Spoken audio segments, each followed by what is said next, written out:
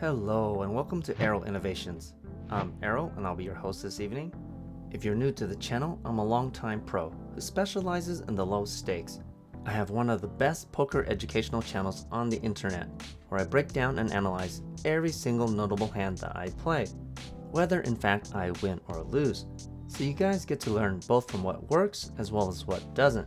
So if you're looking to crush low stakes, no limit hold'em, then you've come to the right place. Tonight I have a super action-packed episode for you guys. After taking nearly 3 weeks off for the holidays, I played my first ever session in 2026, and boy is it a doozy. Strap in, boys and girls, because we have some really big hands to discuss. As usual, we'll be playing 2-5 no limit hold'em at the Wynn Encore in Las Vegas, where I bind for 1,500, which is 300 big blinds. It's Friday night on January the 10th, although technically Saturday morning, since we don't start until 12:34 in the morning. Less than 10 minutes into the session, there's a live 10, the low jack, hijack, and cut off all call. So I call as well in the big blind with 8-10 offsuit, and thankfully the straddle checks.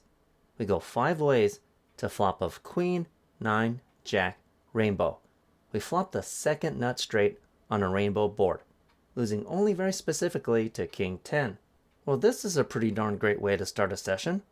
On boards like this, in a multi-way pot, I like to lead small to build the pot, keep in all of the draws, and potentially even get a raise out of someone that might have flopped 2 pairs.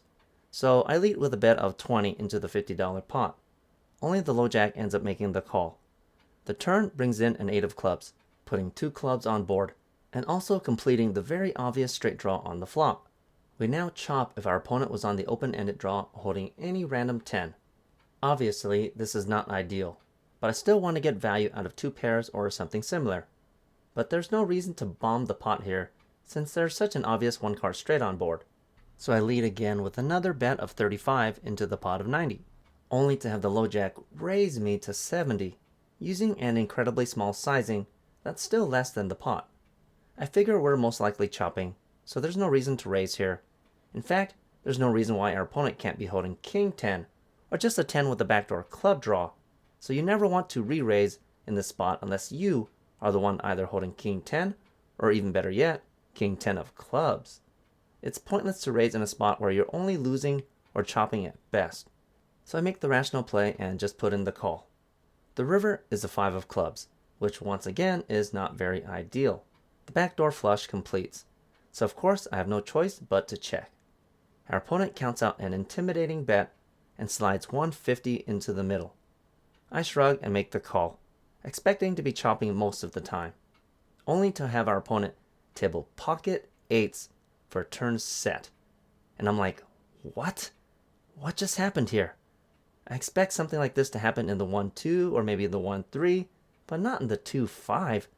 Not only did our opponent limp with pocket 8s instead of open raising, which would have gotten me to fold pre-flop, but then he called with an underpair to the board, meanwhile holding a gut shot straight draw to the dummy end of the straight. Even after all that, he bet with a set on a board with both a 1-card straight as well as a flush. This was like some insanely atrocious play. Oh well, let's be thankful for players like this and count our blessings. A few minutes later, I open to 15 in the low jack with pocket jacks. The hijack, who's a fan of the vlog, 3 bets to 60. Everyone else folds, and the action is back to me. At this point, I've only been on the table for less than 30 minutes. However, as you guys know, I pay attention to all sorts of things, even when not in the hand. Earlier, this particular player, whom I've never played with before, was having a conversation with the player on my right, and I got the impression that he's a big action player. So while pocket jacks is normally only strong enough to call a 3-bet out of position, here I decide to 4-bet the price of poker up to 180. Undaunted, our opponent makes the call. We go heads up to flop of 7, 4, 8 with 2 spades and a heart. We maintain an overpair, but this sort of board could easily be in our opponent's range for flopping a set, or even a straight if he were holding a hand like 5-6 suited. So I start with a down bet to 150. On a wet dynamic board like this, if our opponent only just calls, we can remove 2 pairs, a set, or a straight from his range, most of the time. Keep in mind that not everyone plays the same, and some recreational players like to super slow play, but this logic should apply to the majority of players. Thankfully, our opponent does indeed only just call, which, from a normal player, might still be kind of alarming, because there's no reason why he can't have us beat here with a hand as strong as pocket queens, for instance. But with my experience, I've learned to trust my reads, and my analysis of this player is that I suspect he's really loose. The turn brings in an ace of clubs, which is not ideal. As an action player, he might have floated the flop with 2 random overcards, including ace high. To gain information as well as to pot control, I decide on a check. Thankfully, our opponent checks the action back. Perfect. He's also terrified of that ace. The river brings in an 8 of clubs, pairing what would have been the top card on the flop. In a 4-bet pot, I don't think I really need to be afraid of that 8, so I decide to go for some really thin value. I can still beat pocket 9s and pocket 10s. So I shoot out a small bet of 200 into the pot of 665, hoping for a crying call. Instead, my opponent grabs some multicolored chips and fires out a massive raise to 800. I wait patiently for him to finish pushing his chips forward. Now, watch how fast I make this call. It takes me less than 5 seconds to stick my chips into the middle, and my opponent tables 6-9 of spades for a massive missed combo draw that ended up with 9 high. We take down this incredibly huge pot with third freaking pair. Okay, so now let me break down this hand for you guys. My opponent flopped an open-ended straight and a flush draw. With 15 outs, he's actually mathematically ahead of my pocket jacks, with 55% chance to win the hand. He should have played his hand aggressively and raised my flop bet to between 450 to 500. And if I happen to shove all in, it's alright for him to call there, because he's still ahead of a hand even as strong as pocket aces, even if it includes the ace of spades. There's a good chance I may just fold my hand right on the flop, even with an overpair. And I'll definitely fold an ace high type of hand. And in the event that I do call, that turn would be the perfect card for my opponent to shove all in with. Unless I'm very specifically holding pocket aces, I would most likely fold the rest of my overpairs, up to and including pocket kings. My opponent would have shown massive strength on the flop and continued strength on the turn, even past the ace, which is usually indicative of a flop set. Played aggressively, my opponent could have easily taken this pot down by the turn. Instead, played the way that he played it, I knew he was afraid of that ace once he checked back the turn. And then on the river, making a massive raise there makes absolutely no sense to me. Pocket queens or kings would definitely not do that. Sure, my opponent could have had an 8 there for the river trips, but he could also have any large assortment of hands that bricked a draw, and was only using that 8 as a scare card, because he knew I would never be holding an 8 there in a million years. I trusted my read, and surely enough, it paid off. I am never afraid to stick my stack into the middle based on my reads, even if they're not always right. About 10 minutes later, there's a live 10. I open to 25 in the middle position with King-Jack offsuit. Only the straddle makes the call. The flop comes 6, 10, Queen, with 2 hearts and a diamond. We flop an open-ended straight draw with 1 overcard. When the straddle checks, I want to start trying to take down this pot using fold equity, because not only does this flop hit our range, it hits our actual hand as well. So I start with a slightly over half pot size bet of 30. Unfazed, our opponent makes the call. The turn brings in a queen of clubs, pairing the top card. Once again, our opponent puts in a check. This queen is not ideal. If our opponent were holding a queen, he's never folding now, even if he's holding some sort of suited queen rag, because it greatly decreases the odds that we are holding that last queen. However, maybe he's only holding a 10 or a 6. In that case, this queen will make it so he's drawing completely dead in the event that we're actually holding a queen. And even if he is holding a queen, we might still be able to outdraw him on the river with a straight. So I continue with another similar bet of 65 into the pot of 115, which is similar to what I would do if I were really holding a queen here. Unfortunately, we run into a complete brick wall when our opponent throws out a massive check raise to 225 with a huge starting stack of around 2,500. When we face a check raise on the turn like this, there's a very good possibility we could be drawing completely dead here. So unfortunately, I have no choice but to fold. You never want to continue drawing when you face massive resistance on a board where you might not even be drawing live. About 45 minutes later, we've lost a couple of players, so we're currently only 6-handed for this one. Here, there's a live 10. I open to 35 in the middle position with ace-queen offsuit. Everyone else folds, but the straddle makes the call, who's the same opponent we faced in the last hand and in the exact same positions. The flop comes 4, jack, queen, with 2 diamonds and a club. We flop top pair with top kicker, with a couple of different backdoor draws as well, since we are holding the ace of diamonds. Our opponent starts with a check. This board is pretty considerably wet, but we do have position, so I start with a slightly over half pot size bet of 40 into the pot of 75. Things get a little dicey when our opponent puts in a monstrous check raise to 175. Well, that's not the reaction I wanted when I'm only holding a one pair type of hand. We're both extremely deep. Our opponent started this hand about 1700 deep, and we have him covered. A check raise of this size makes me uncomfortable, because if he continues with the same line, we might end up playing for all of the chips, and I definitely do not want to do that when I'm only holding one pair. Let's sit and analyze this for a moment. What do we know about this player? During his conversation earlier with our loosey-goosey action friend to our left, I found out that he's a 10-20 player. This means there's a good chance he's pretty competent. He might even be a pro. 10-20 is some pretty darn high stakes compared to 1-3 or 2-5. Even if it does technically fall into the mid-stakes category. I leer over to watch his mannerisms to see if I can find a read, but can't spot anything. Makes sense, he plays 10-20. Even an airball bluff of this magnitude for a measly $175 likely won't get a reaction out of someone who normally plays much larger stakes. Alright, so now let's analyze the cards themselves and try to piece together what sorts of hands our opponent could be doing this with. If he were holding a silly suited hand like Jack 4 or Queen 4 suited, then we're in really bad shape. My opening raise preflop wasn't very large, so there's no reason why our opponent can't be holding some strange 2-pair combination here. If he were holding a combo draw, like for instance if he were holding 9-10 of diamonds, or even worse yet, King 10 of diamonds, then he's actually a favorite even if we are holding the ace of diamonds. We're really only ahead of a naked flush draw here, or an open-ended draw.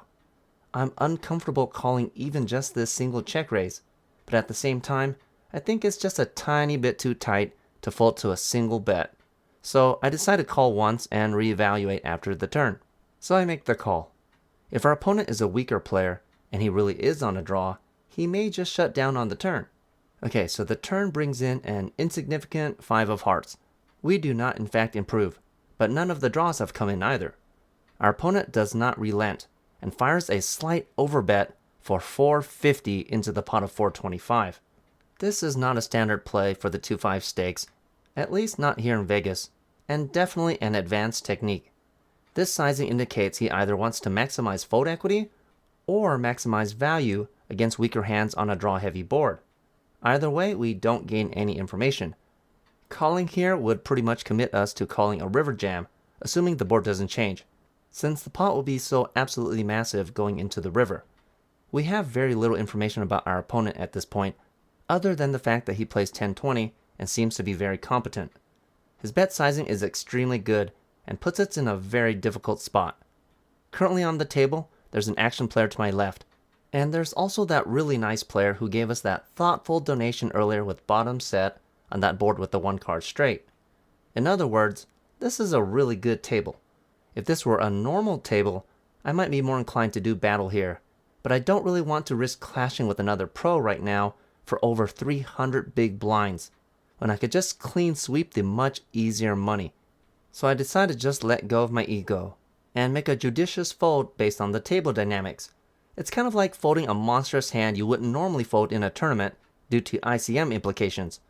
No sooner do I lay down my hand, does my opponent proudly table 8-10 of diamonds for the combo straight and flush draw we suspected he might have been holding. Still, I don't mind my laydown here.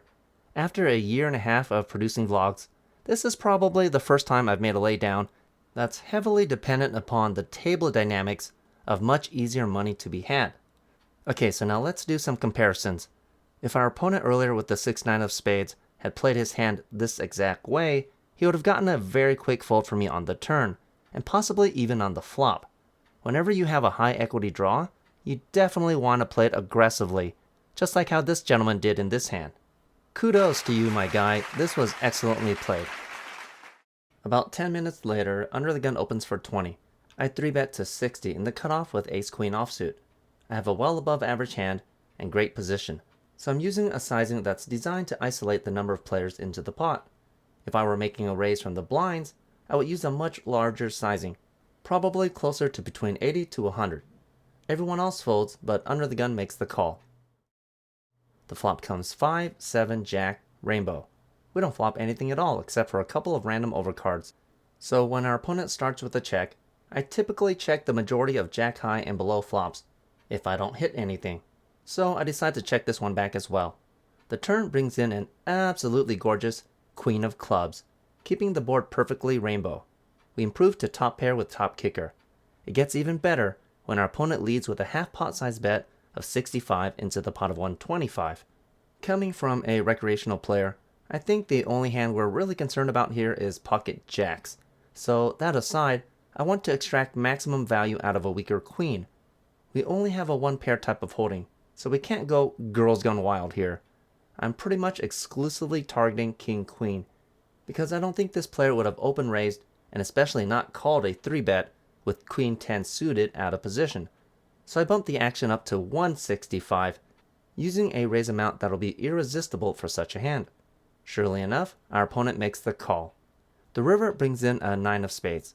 King 10 makes the nuts, but I think we can discredit that sort of hand from the equation altogether. Our opponent checks. The pot is currently 455, so I want to use a size that will extract the maximum from king-queen. I mean, realistically, what does king-queen beat here that we're betting for value? We 3-bet our opponent pre-flop, so if he really does only have king-queen, he only has top pair with the decent kicker. This player is also a bit more on the timid side, so I think he's folding to anything edging close to a pot-sized bet. Thankfully, most recreational players in the low stakes don't think deeply enough to evaluate what sorts of hands they're beating though. They hyper-focus on their own two cards. So I decide on a half pot size bet of 225. Our opponent makes the call. After we table our hand, he reveals he really did in fact have king-queen. See, this is exactly why I decided to fold the ace-queen in that last hand instead of going to war. I've since recouped double my losses from that hand only 10 minutes later versus a much easier opponent in a much easier spot. Unless you're playing on a live stream or something, ego really has no place on the poker table. Our next hand doesn't happen for a good 50 minutes later. We've since lost another player, so we're currently only 5-handed. Here I open to 15 under the gun with queen 9 of hearts. Yes, I realize it's a suited 2-gapper, but I like to mix in plays like this occasionally, especially when we're short-handed. So the middle position, cutoff, and big blind all call. We go 4 ways to a beautiful flop of 3, queen 9, rainbow with 1 heart. We flop top 2 pairs on a pretty disconnected board. Big blind checks. I start with a half pot size c-bet of 30 into the $60 pot. Surprisingly, the middle position and cutoff both call before the big blind check raises to an even $100. Alright, time to strategize. What can the big blind have here? He's a new player to the table, so I don't have any information on him yet. He was in the blinds for this hand when I made a small 3x raise, and with the other 2 opponents calling, his range here could be pretty wide. He can have anything from 2 random pairs with hands like queen 3 or 9-3 suited, which we have completely crushed. He can have an open-ended draw with 10 jack, which we are also way ahead of, or he could have a set. There's only one combination of a set of 9s remaining, so if our opponent were to have a set here, he's much more likely to have a set of 3s. So if we evaluate the number of hands we have beat versus the number of hands that have us beat, I think it's much more equitable in the long run to play this hand aggressively. If we only just call here for the raise of 100, we open things up for the players behind us to call as well, with whatever straight draws they're most likely on. So I elect to 3-bet to 275. The middle position and cutoff quickly fold, but the big blind starts to tank, which we love seeing. If he goes all in here, I'm not sure what I would do, but I think I'm more inclined to call in the hopes that he has two smaller pairs as opposed to bottom set. He's currently sitting there with a stack of about 1375. After just shy of 30 seconds, our opponent does eventually put in the call. The turn brings in a 6 of diamonds, putting 2 diamonds on board. Our opponent is currently sitting there with roughly 1100 behind. I think he is very specifically holding 2 pairs here, or at least that's what I'm hoping. It's going to be incredibly hard for 2 pairs to fold, because he might suspect that I'm trying to use fold equity, only just betting with the big draw myself. So when he checks the action over, I slam all in with an absolutely bonkers overshove, targeting our opponent's entire stack even though the pot is currently only 670. I'm trying to get our opponent to commit all of his chips before a potential action-killing card comes on the river. After thinking things through for a little over 30 seconds, our opponent eventually does put in the call. The river brings in an insignificant-looking 7 of clubs. I table our hand, only to have our opponent turn over pocket 3s for bottom set. Wah, wah, wah. He really did have a set after all. And just like that, we see all of our profits as well as a few hundred of our own money light up in smoke. Even though I did lose a massive hand here, I think my thought process was perfectly fine. I don't mind losing big hands as long as I don't think I played them badly. Hey guys, so last week's video got nixed by YouTube. The appeal process got denied. The editing process got denied, the part where we tried to take off anything that we thought was offensive. They linked a random part of the clip near the end of the video in the middle of nowhere that they said was offensive. So yeah, that really sucks. I'm not going to be able to repost that for about 3 months because I got to wait until the warning expires just in case. Don't want to get a strike. The video is currently available on our Patreon though. It's available for any tiered member and it'll be available for free in a few days. So if you want to check that out, go ahead on over to my Patreon. In other news, we now have a functional Discord. My wife will go ahead and put the information up on the screen somewhere. We'll also include it in the description of this video. You can go ahead and check it out, and you can talk about any of my vlogs, talk about any of the hands. You can post your own hands for others to review. I myself may occasionally hop on and do a hand analysis for you. Alright, so now I'm about to include a clip from last week's video. This is not up to date. It was designed to go out with last week's vlog. So here it is. Maybe I should wear a different shirt so you guys don't think I wore the same shirt this entire last week. Hey guys, so in my last video, I mentioned that one of the world's best all-time poker champions was about to feature me, yours truly, on his channel. The big reveal is it's Charlie Carroll. He's UK's number 9 all-time money ranking, and I'll post some of his stats up on the screen for you guys. He just posted the video this last weekend, so you can go ahead and go to his page and check it out. Huge shout out to Charlie Carroll for taking the time to review such a small channel as ours. Alright guys, enjoy the rest of the video. Okay, so for the rest of the evening, as if our crazy action game weren't crazy enough, we've all decided to keep the straddle on. So from now on, we'll be playing 2, 5, 10. Before the start of this hand, I'm so wrapped up in taking notes and catching up with the action from my previous hands, including that big giant loss with the top 2 pairs versus the bottom set, that I totally forget to top off. I start this hand just shy of 1200 bucks, which I'm not proud of because it will in fact come into play.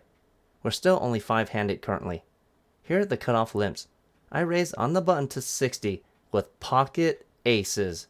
Pocket freaking rockets. The Aero innovations of low stakes poker.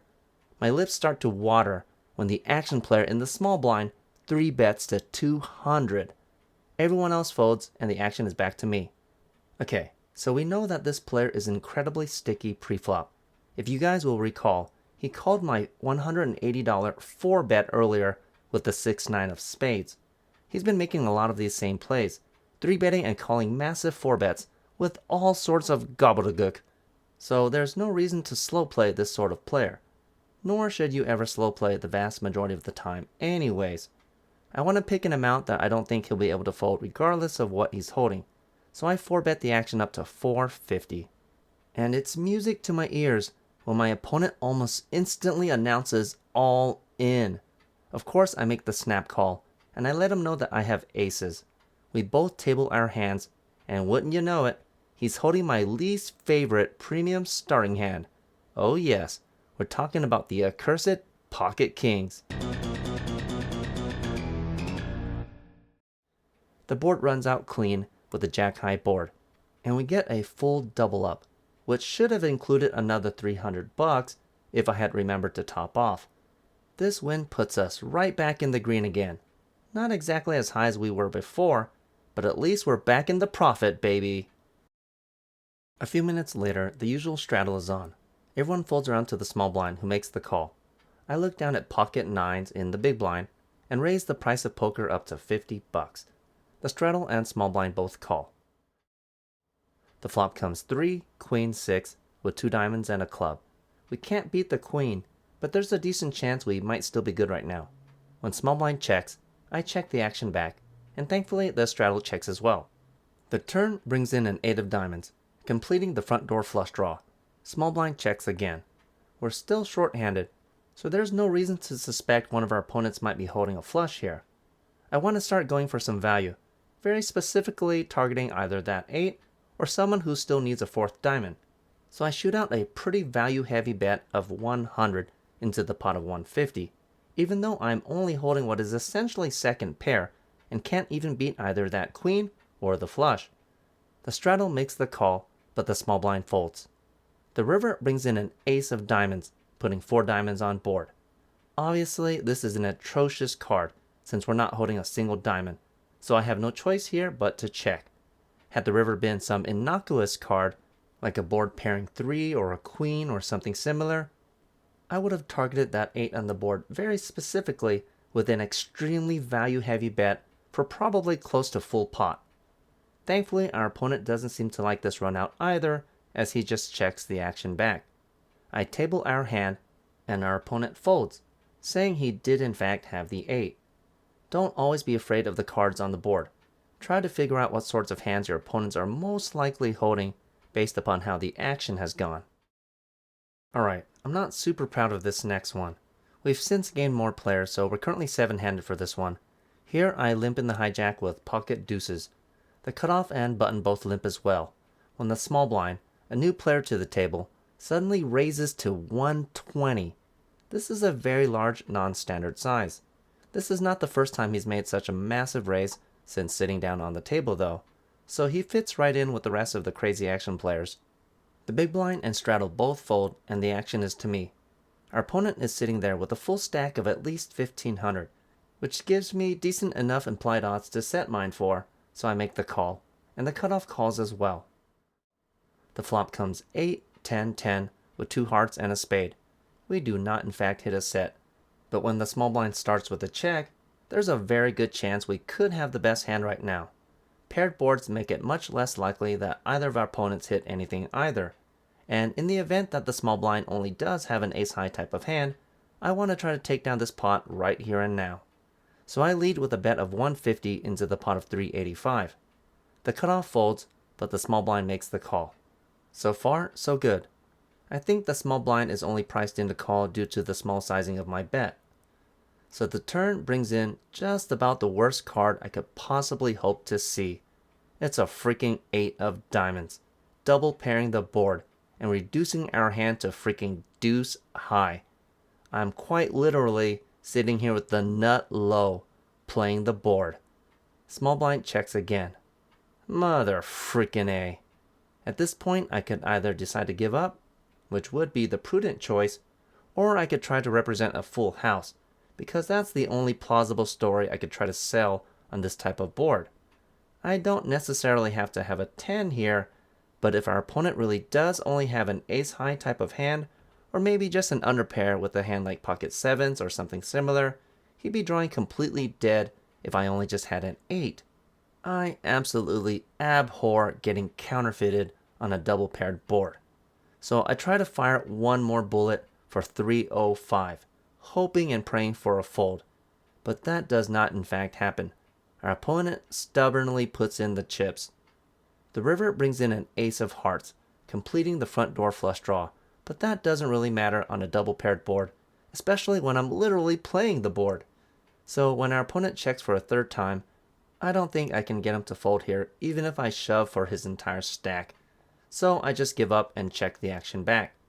Our opponent tables ace-queen for the type of hand we suspected he was most likely holding, but the runout was just atrocious. If I could take this hand back, I would prefer just giving up on the turn. I don't mind the bet on the flop to deny equity, because I would have done so even if I were holding a 10, but I should have just saved the 300 bucks on the turn. This next hand happens 20 minutes later. Get ready, boys and girls, because this one's about to get super spicy. Here, the cutoff and small blind both limp for the live 10 straddle. I'm in the big blind, and once again, I look down at our favorite one-pair hand. We're talking about pocket freaking aces, the Captain America of the MCU, and one of my favorite comic book superheroes as a kid. Okay, so do you guys want to see me set up an extremely exploitative play?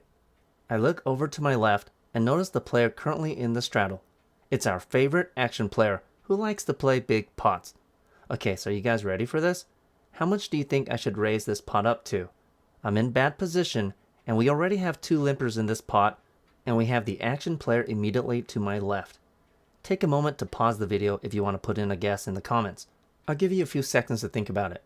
Alright, so here we go. I only just smooth call for $5 more, even though I'm in the big blind with only the straddle yet to act. And as perfectly predicted, the straddle bumps things up to 60 bucks. It gets even better when the cutoff and small blind both call as well. This is the exact moment I was waiting for. I'm going to raise here, and I'm not going to use any normal sizing either. We know that the action player is willing to call huge raises pre-flop. I mean, hope is a dangerous thing. Until you see the flop, anything can happen, right? Any 2 random cards can flop 2 pairs or better. Plus, who's going to suspect someone who smooth calls in the big blind to have an actual hand here? So I pump things up to an absolutely massive 300 bucks, very specifically targeting that action player. Right on cue, he makes the call. The cutoff folds, but things get even more wild when the small blind starts suddenly grabbing piles of chips and just straight rips it in for his entire stack of nearly $3,000.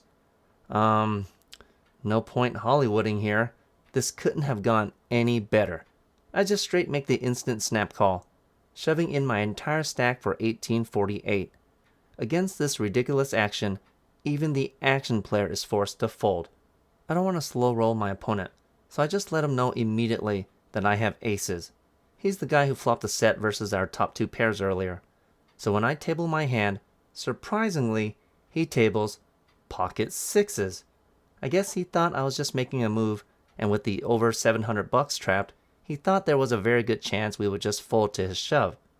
The board runs out clean, and we scoop this absolutely massive pot of over $4,000 in a 2-5 game. About 10 minutes later, the action player opens to 50 in the middle position. Everyone else folds, but the big blind makes the call with his much diminished stack. I'm sitting here with King Queen of clubs in the straddle. Now, this is a gorgeous hand that is almost certainly ahead of both of our opponents currently. However, I don't like to go super aggressive against action players when I'm out of position with hands that aren't made, because they can float you with anything. So I decide to under-rep my hand by only just flat calling. The flop comes Jack, Deuce, 10 with 2 spades and a diamond. We flop an open-ended straight draw with 2 overcards, which is an incredibly strong hand. I'm not a huge fan of the 2 spades on board though, because it does decrease the strength of our hand in a multi-way pot. When the big blind checks, I check as well to see how the middle position would like to proceed. He starts with an incredibly ridiculous bet of 25 into the pot of 150. Most likely sensing the absurdity of this bet, the big blind check raises to 140, which is still only a pot-sized bet. I tank for a moment so as to not give off any timing tells, but I have no intention of folding here. We have an extremely strong hand with as many as between 13 to 14 outs against a single pair type of holding. After a few seconds, I do indeed make the call, and the middle position calls as well. The turn brings in the chef's kiss in the form of a 9 of clubs, improving us to the nut straight. It gets even better when the big blind shoves all in for his last remaining 500 bucks or so. I'm not sure if the middle position is drawing live against our hand, considering how loose he is, but with the pot this massive, I don't want to take any chances on giving our opponent a good price in case he actually is on the spade flush draw, so I raise things up to 1200. He quickly gets out of the way, so I let the big blind know I'm holding the nuts. Big blind tables Jack 9 offsuit for the turn 2 pairs. The river comes clean with a 7 of clubs, so we win a pot of nearly 1600, cleaning up the remainder of our opponent's chips. After getting a full double up with his set earlier, we only let him keep our chips warm for a little over an hour before claiming them back with interest. After losing that last player, we're down to only 6-handed for this one. Here, the middle position opens to 35. He's a fan of the vlog and goes by the name Freaking Hamster. I'm sitting here on the button with 10 jack of spades. We're both super ultra deep, and I have position, so I decide to throw out a frisky 3-bet to an even 100. Everyone else folds back to the middle position, who doesn't waste any time before 4-betting me to 275 with a stack of about 1800. Whoops, my bad. This is not ideal. Thankfully, Hamster is pretty darn deep, so I make the call. The flop comes King, 5-4, rainbow with 1 spade. We don't flop anything at all, except for a couple of backdoor draws. Oddly enough, the middle position checks. Okay, I'm confused. Is he still playing top set here? Is he pot controlling with pocket aces? With such low equity, I can't afford to bet here even with position, so I just check the action back. The turn brings in some hope in the form of a 4 of spades, putting 2 spades on board. Our opponent checks again. This is actually disconcerting. I would actually prefer if he bet here because it most likely rules out the possibility that he's holding pocket kings. I just picked up some actual equity though, so I don't want to blow us off of our hand in case we bet here and face a check raise, so I just check the action back for a second time. Plus, realistically, what sort of hand do you think we could get to fold here in a 4-bet pot on this board? Okay, so the river comes and it's a most welcome sight. It's the ace of spades, completing our backdoor flush. Unless we were already drawing dead, I think we just picked up the win here. This time, Hamster finally throws out a bet, but he uses a suspiciously small sizing too. He shoots out a bet of 200 into the pot of 565. The vast majority of recreational players in the low stakes don't 4-bet with hands like ace-queen. Ace-king would have bet this pot long ago. I don't think I can get a worse hand to call me here if I raised, since it's a paired board, and there's no reason why our opponent can't have pocket kings or pocket aces, so I take the rational path and only just smooth call. Our opponent tables pocket queens, and I'm like, huh? What? We take this one down, but I'm very confused, Hamster. What sort of hand were you expecting to get value from with this run out? Did you really expect me to call you here with pocket jacks or below? You need to watch more of my vlogs, bro. About 10 minutes later, we're currently only 5-handed for this one. I open to 35 in the cutoff with pocket 10s. The button folds, but the small blind 3-bets me to an even 100, with a stack of a little over 1100. The big blind and straddle both fold, and the action is back around to me. This is the same opponent whom we lost to earlier with our pocket deuces when he had ace-queen, and he's the same player who's been 3-betting more than just about anyone else on the table. He also just recently lost his stack after shoving all in with pocket jacks on a board with both an ace and a king. If this guy gives that sort of insane action, I'm willing to give him action back. Normally, I don't want to get it in with people with hands like pocket 10s, where I'm at best flipping if he's holding 2 random overcards, and completely crushed if he's holding a pair bigger than mine. But this guy is aggressive enough that I think it could be justified. So I 4-bet him up to 400, instead of using a more standard amount of like 250, with the full intention of us just getting it in. Surely enough, my opponent rips it all in for his entire stack, and I make the call. Keep in mind this is not how I would normally play 10s versus most other players. The board runs out jack high, but then the river brings in an undesirable ace of clubs. It doesn't really matter though when our opponent is holding pocket kings, so I lose this pretty substantial pot. The very next hand, the button opens for 50 with a stack of just over 2200. He's the same opponent who just doubled up through us in the last hand. After the small blind and big blinds fold, I look down at pocket queens in the straddle. the luscious ladies. Time to exact some much needed revenge. Our opponent has position on us, and he's already proven to be quite the action player himself, so I want to 3-bet to a larger amount than normal based upon his playstyle. So I fired things up to 200. Surely enough, after giving it some thought, our opponent makes the call. The flop comes 5, 10, 3, rainbow. This opponent has seen me try to bluff him with deuce high on that double paired board, and he's also seen me get it all in for over 200 big blinds with pocket tens in that very last hand, so he knows I'm not tight by any stretch of the imagination. Unless our opponent is holding a set here and we're just screwed, I want to try to start extracting as much out of him as possible with each betting street. I think if he had a hand like pocket tens, he would have called much faster pre-flop though. Since the board is so disconnected, I start with a down bet to 150. Our opponent takes some time before making the call. The timing tell makes me believe he's calling with a pretty weak hand, and I think he might be putting me on air. The turn brings in a 7 of clubs, putting 2 clubs on board. 4-6 makes a straight, but I think we can remove that from the equation. I dial up the aggression with a bet of 400 into the pot of 705. After thinking things through, my opponent calls again. The river is about as good as it gets, pairing the bottom pair with a 3 of hearts. Unless our opponent were slow playing a set, or holding a hand like ace-3 of clubs, we should be totally good here. The pot is currently just over $1,500. I contemplate how much to bet. Our opponent has already stuck in 750, so we can probably assume he wasn't trying to get lucky with the 2-outer. If he didn't believe us before, surely there's no reason to believe us now with this sort of run out. Our opponent currently has about 1,500 left in his stack, which is almost exactly a pot-sized bet. I'm not sure if he'd be willing to call a full shove though. Psychologically, he might think it's a safer call if he calls a smaller bet so that he still has enough left to play in case he's wrong. I decide on a bet of an even 1,000, throwing 2 purple chips into the middle. Unfortunately, after about 30 seconds, our opponent makes the fold. That wasn't nearly long enough to be deep in the tank, so I think he only had a hand like maybe ace-4 suited or something similar, and he was most likely just trying to save face.